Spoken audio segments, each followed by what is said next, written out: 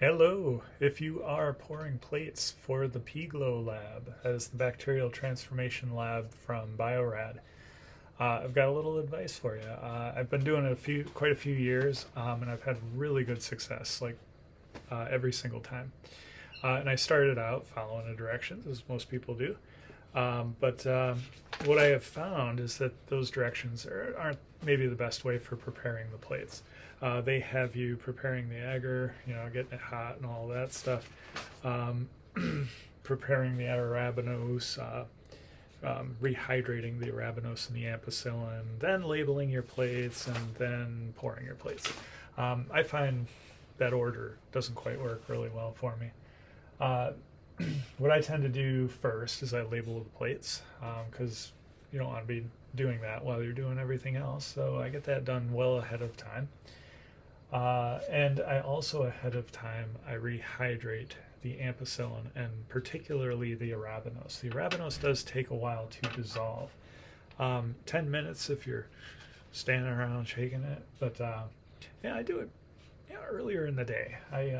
You add 3 milliliters of transformation fluid to each.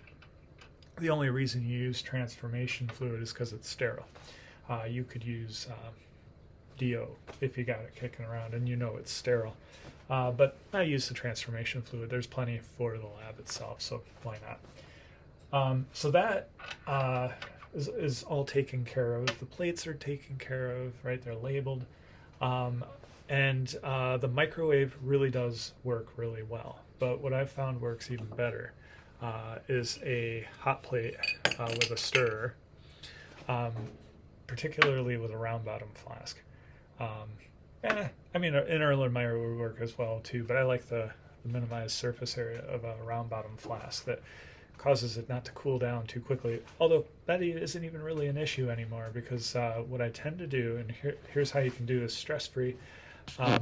Once you've got your agar mixed and it's boiled for a couple minutes, just to be sure everything's sterile, I of course sterilize the flask and my stirrer, and I try to keep everything good and sterile.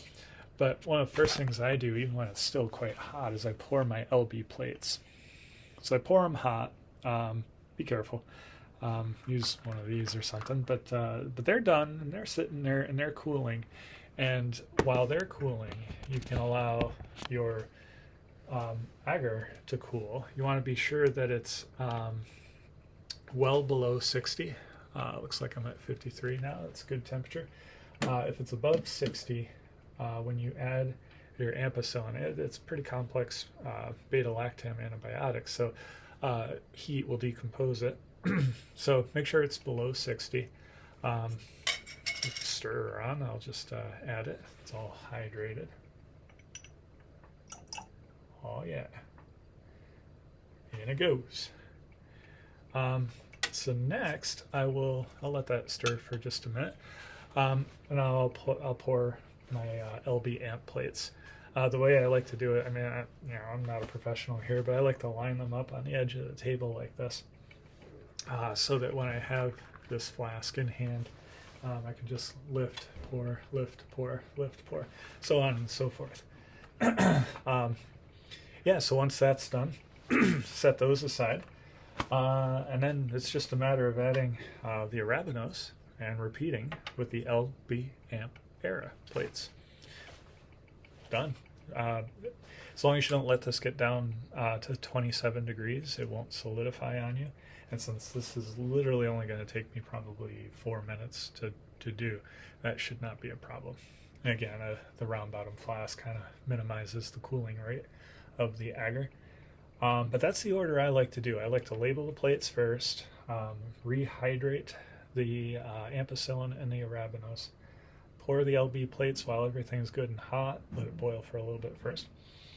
And then actually you do kind of have to wait around. It cools down very slowly. In fact, maybe an Erlenmeyer would be better because it would cool down a little quicker. In fact, I've been hanging around here for like a while waiting for it to cool down to a proper temperature, and thank goodness I'm finally there. Hope that helps. Have fun. Good luck, and have a great day.